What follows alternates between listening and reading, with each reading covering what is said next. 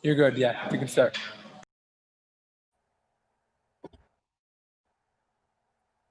Okay.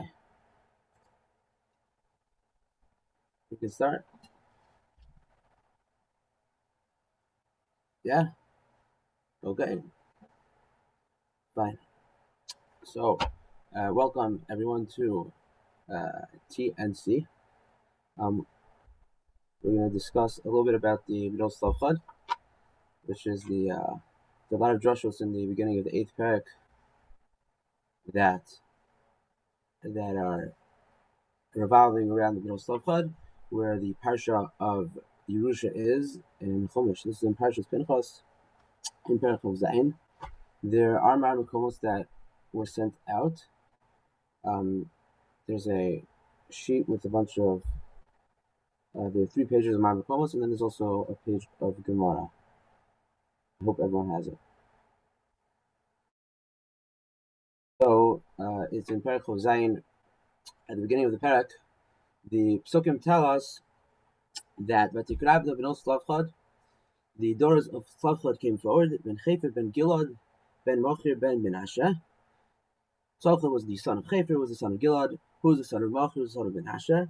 The Mishpachos Menashe ben Yosef, and this was all from the family of Menashe ben Yosef. The Eilu Shmos ben Yosef, the names of his daughters were Machlo, Noah, V'chaglo, Milko, V'sirtza. V'tamodno lifnei Kohen, V'chnan Nisiyam V'chalo Eidah, Pesach or Moed Lemor. And they stood in front of Moshe and in front of Elazar HaKohen and in front of the Nisiyim and in front of the entire congregation at the door of the Ol Moed, where they had their taina. They wanted to have Yerusha. So the first thing we'll discuss is in number 2 is it's very interesting that the pasuk starts off about Tikravna, and they came forward, and then in pasuk base it says about Tamodna. Extra, because it could have just said about Tikravna ben Slavchan and tells you the names. The word V'tamodna seems to be extra. So the Hamik Dover and Tziv in number 2 has a shot like this. He says that there were 2 stages. First, they came forth near to the Ol Moed.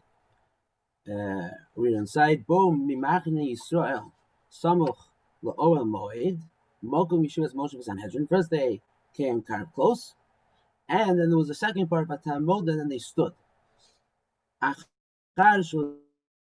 then when Moshe found out that they were standing outside, they were waiting. Shir shalahem she'amdu lifnei. Lifnei Moshe Elazar HaKohen. And then they came in, and the double usage of words indicates that there were 2 stages. First they approached, and then they were permitted to enter. That's the pshat of the Nitziv. I thought we could suggest maybe another pshat. Al derech the Ramban in Parshas Naso, in Parshas Sota, where the had the shavua that the Kohen gives to the Isha, and the pasuk says that in Perek Hey pasuk Ches, that's not on the Marmakomos. The Mina Kohen so Isha Fnei Hashem, the Kohen stands the woman there, the Chulu, and then Vishbeach Soa Kohen, and then the Kohen administers the shvua. The Omer El Isha Im Lo Shochav Isha Sach Im Lo Sotis Tumatachas Yishei Chinoki Mikmei Amorim Ha'Amorim Ha'Ele, that if you have not defiled yourself, then you will be clean. Vat Kisotis Tachas Yishei V'Chi Wormitame. And then it continues. It repeats again, and then the Kohen gives her the shvua. But this is the continuation of the shvua that we already said that the Kohen was giving her. So why in the middle of the shvua does it repeat that? And the Kohen gives her the shvua. We're still in the middle. We know we're in the middle. So the Ramban over here says, I'll quote just the one line.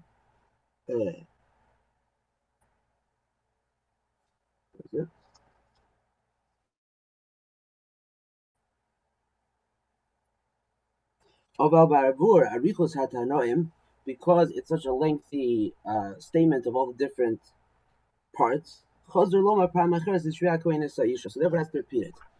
So the reason why I repeated because we got so involved in the details, we have to remember that this is basically the Shavua. So we can say the same thing over here. Since it had to tell us who they were and their names, and they were Ben Mocher, Ben Menashe, and Mishmachos Ben Yosef, and there were 5 names. So when it says they came before Moshe, it repeats the forth just to remind us what's going on, what's happened to these people.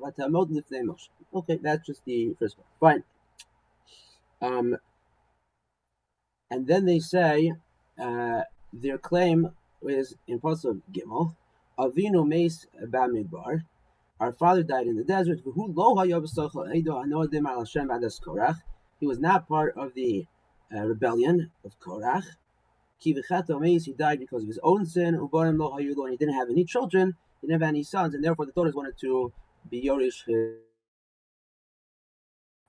Now, the question that the Mefarshim deal with and the Gemara deals with in Bava Basra is, why did the Bnei Safran mention that he was not part of the rebellion of Korach? What was the point of that? So the Gemara in Bava Basra, I'm not sure I have it here. I think the Ramban quotes it. It's on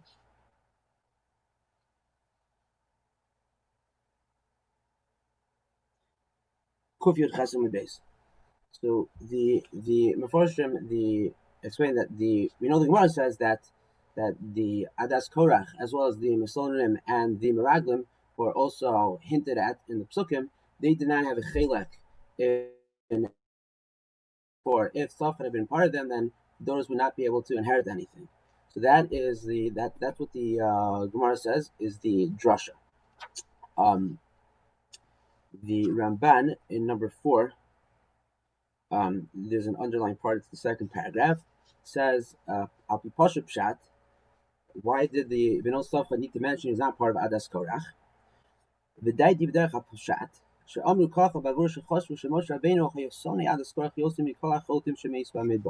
Rabbeinu really hated Korach and his rebellion because they rebelled against him personally, and he really hated them. They tried to undermine everything that he did. The Chashma and the Bnei Safed were worried,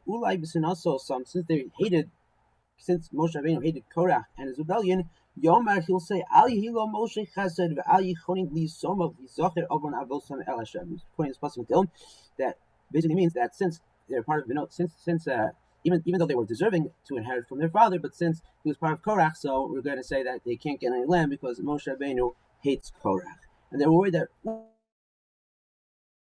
Ulai, since he hated Korach, he will judge against them. Okay, therefore, so therefore, the Safed mentioned that he was not part of the rebellion of Korach. This is very fascinating. The Pashup Pshat as to why they mentioned that he was not part of the rebellion of Korach. Okay, and then afterwards, the Ramban also quotes the Gemara that says that it's because that the Adas Korach never got any Yerusha Baritz. Okay, that's second issue. Third thing to look at in these psukim is Rashi on the first part, where we had the listing of the ancestors of the Bnei Safed. It goes all the way up to Yosef. So Rashi in number 1 on the parasha says, Loma Nemar, Baluk Nemar ben Menashe. It already tells us that he was son of Menashe, because the Psukim tells Ben Chev ben Gil ben Mocher ben Menashe. So why did we add the Mishpachos Menashe ben Yosef? Why did we mention that they were part of the family of Menashe from Yosef? So Rashi explains it's emphasizing they were from Yosef because there's a similarity.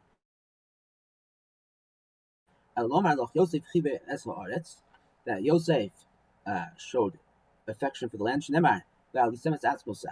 Yosef asked that he be buried, his bones be put back to Eretz Yisrael, and that was showing affection for Eretz Yisrael.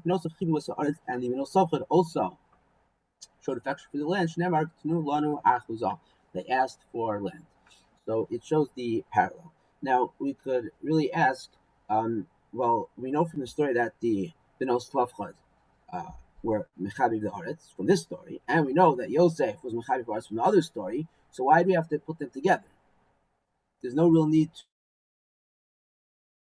to, we all of both facts, we know this, why are we mentioning it together? So that's a question that is not fully answered. Rashi doesn't explain that, but the Netziv is commenting on a different pasuk. In the second part of number 1, he comments where the Benos Tovchad, which is pasuk Dalid, which we read, Loma Yigorashi Mavinu Mitoch Mishpachto. Why should the name of our father lose out from his family? Ki Ein Lo Ben, he has no son,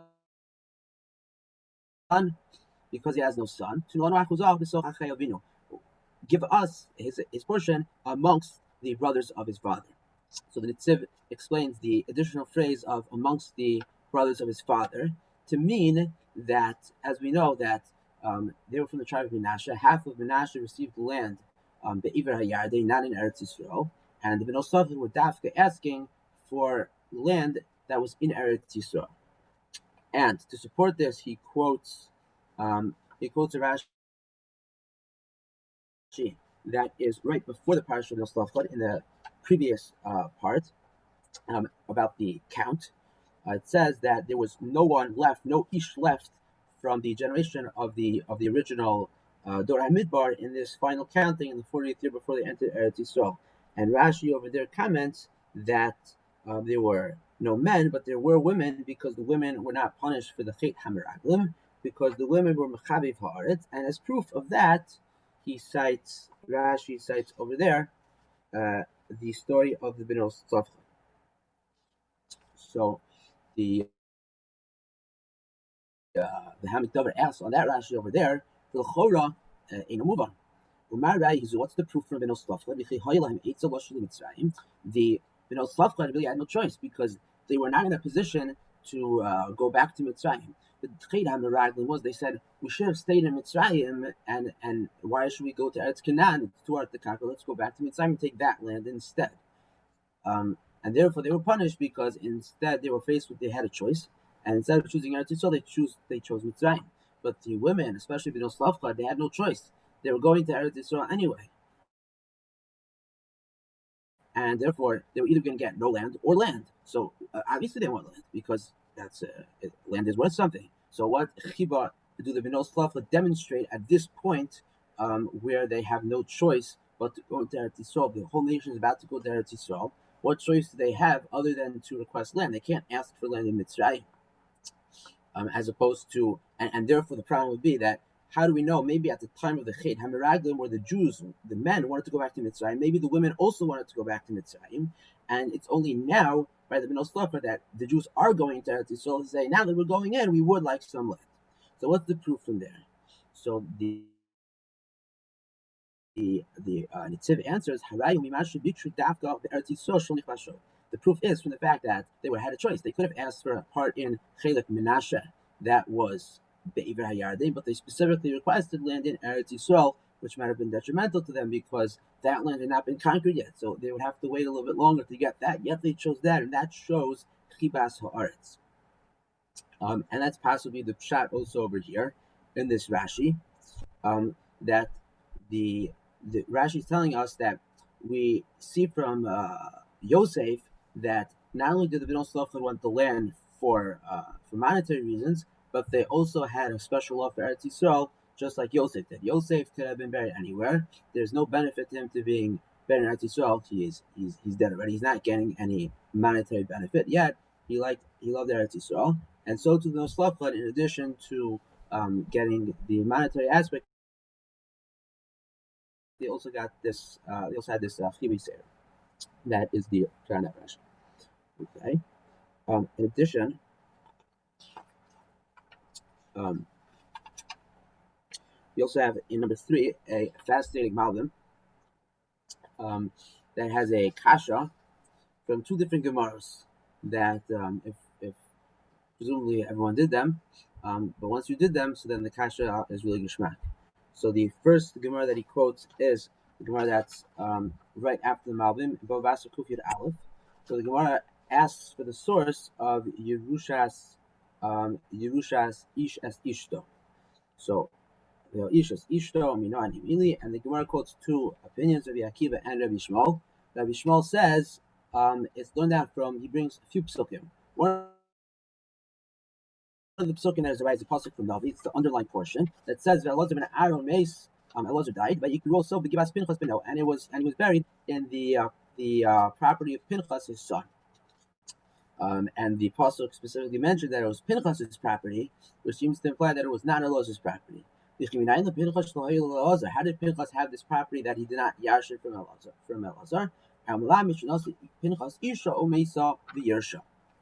And the Gemara answers, it must be that Pinchas was Yorish from his wife, and that's how he had this property. And this shows us that a husband doesn't inherit his wife.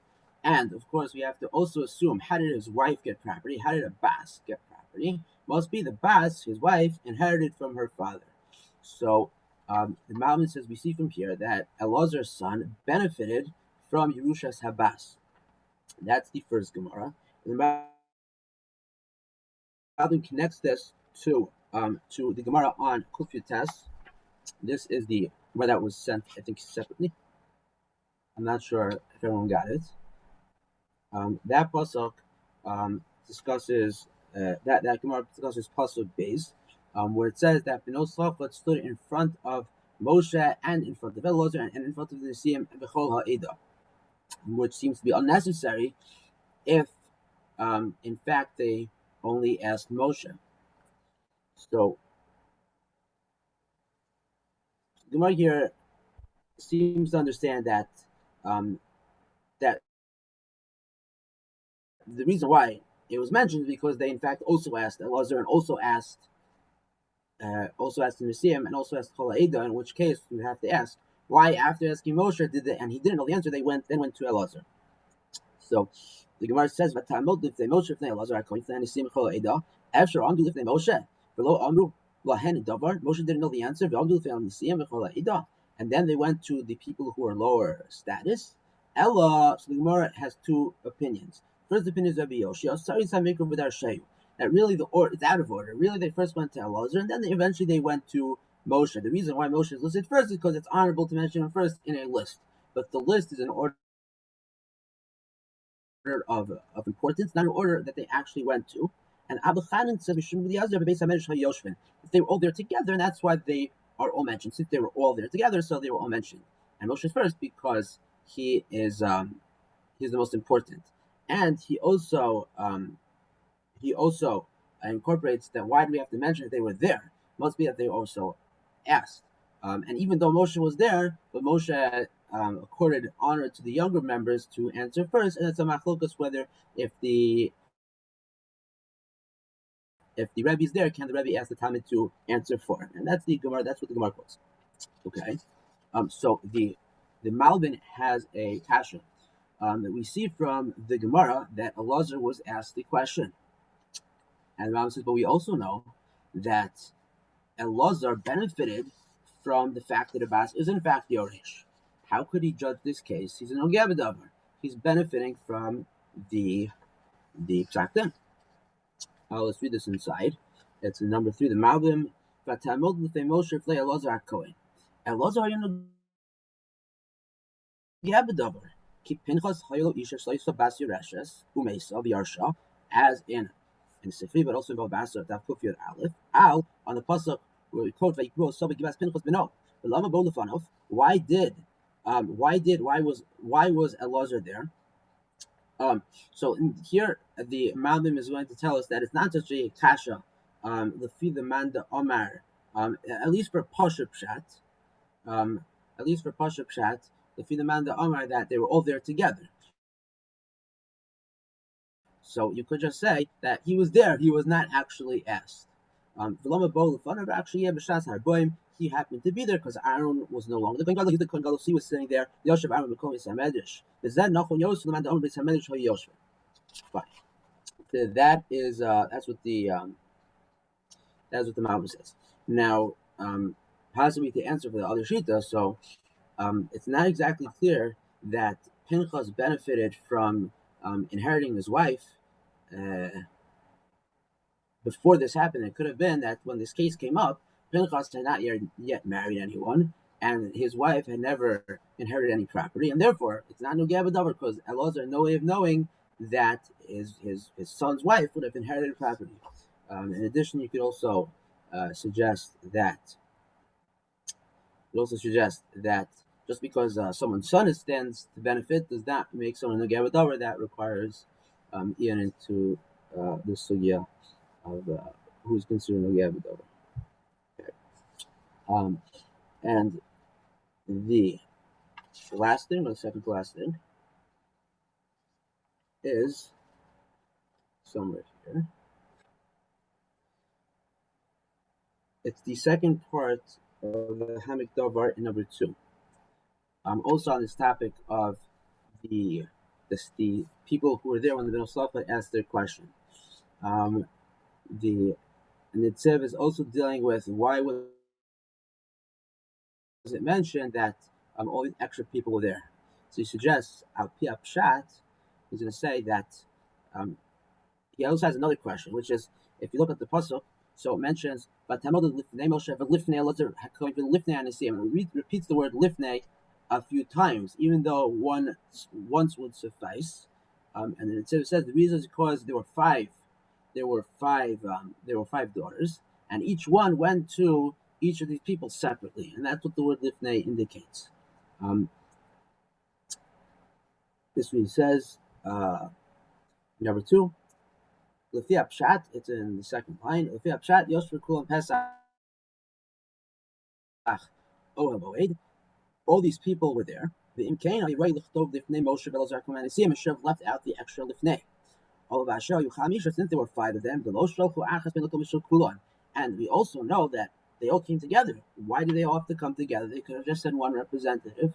Why do they all come together? It seems to indicate, since the Psukim go to length to say that they all came, they all got Tamodna, and there were 5 of them there. Why do you have to mention there were 5 of them there?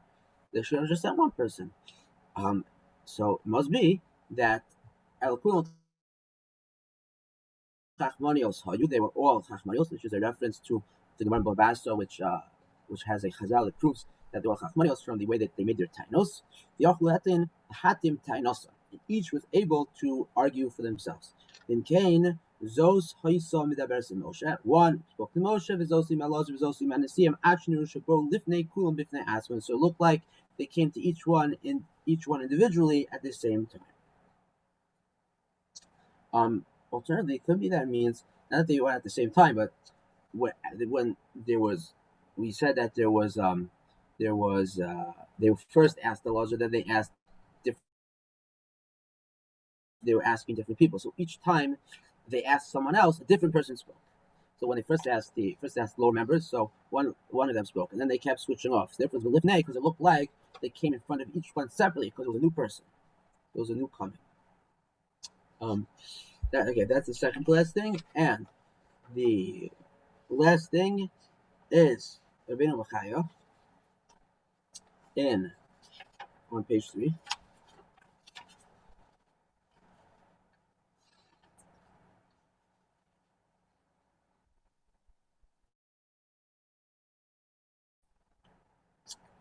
Discusses the last pasuk in the first section, which is pasuk Hey, which is Moshe's mishpaton lifnei Hashem. Then Moshe had to ask Hashem. So why did Moshe have to ask Hashem this din? Why was he not able to answer himself? So the Gemara Babasa says that his question was whether Eretz Yisrael is muchzak or not. That was his shayla. The Ben Machai quotes a different pshat, which is similar to what we saw on Ramban, but the opposite. Since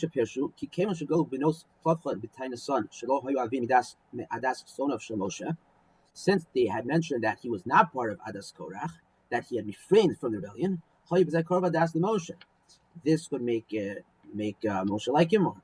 The ilu done his dinan if he would have charged the case himself. It's as if it's like taking a bribe, because you just told him that this guy was not part of the rebellion against you. And therefore he stepped back and he brought it to Hashem instead. And the Ben Machai does not like this pshat. There was no need to ask Hashem. He could have just given it over to one of the lower ranking members. So yeah, I love him. That's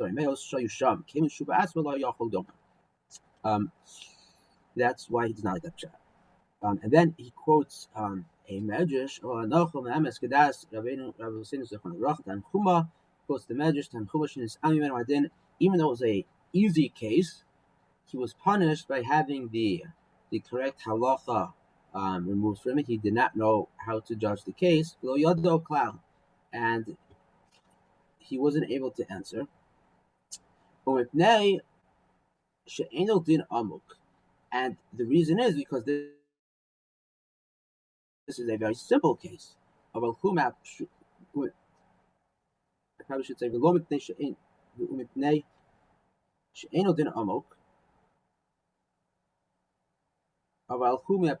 actually one of the simple rules. It's very obvious that even other nations know that this should be like this themselves. The owner was a punishment to him that such a simple thing was he was not able to answer. Ki halmoso mimenu lola amko kimbonish. It was removed from him not because it was so deep that he couldn't figure it out.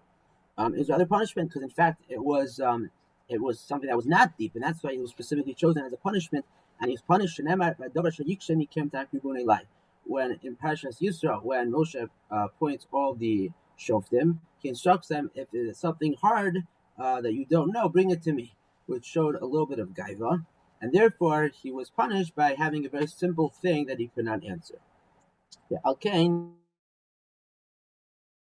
Therefore, by Akred Moshe's Mishpaton, and therefore Moshe had to go ask Hashem. Just one more thing is that at the end of Pasuk Gimel, where it says that he was not part of Adas Korach, it says Ki becheto meis ubarim lo hayulo. Rather, he died in his personal sin, ubarim lo hayulo, and he didn't have any children. So on this last phrase of Ki becheto meis ubarim lo hayulo, is a very, very fascinating shot that's quoted by, I think, the Ramban.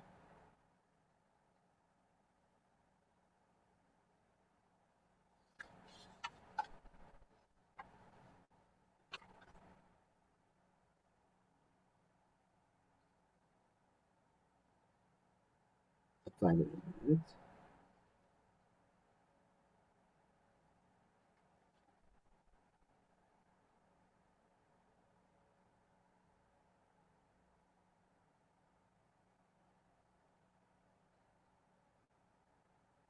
Here it is.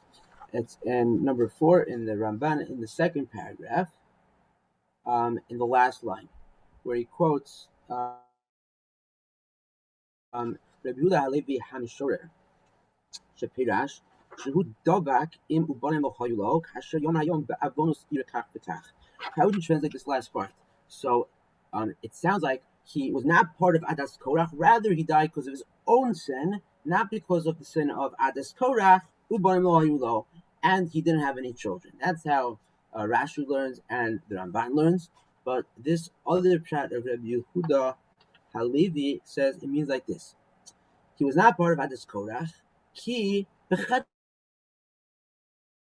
meisu bar lo. It's one phrase. In his sin, he didn't have any children, and he died without children. Like you would say, harabim, such and such happened. So they're saying he was not part of Adas Korach. That's part A. And part B is he didn't have any children.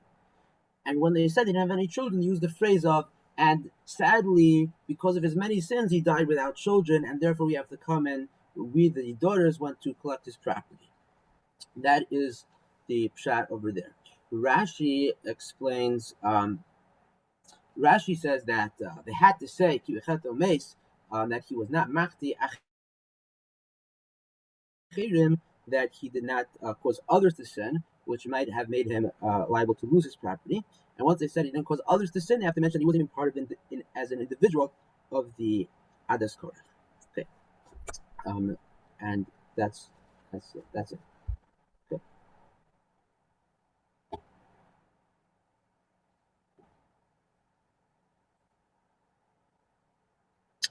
Thank you, everyone, for coming.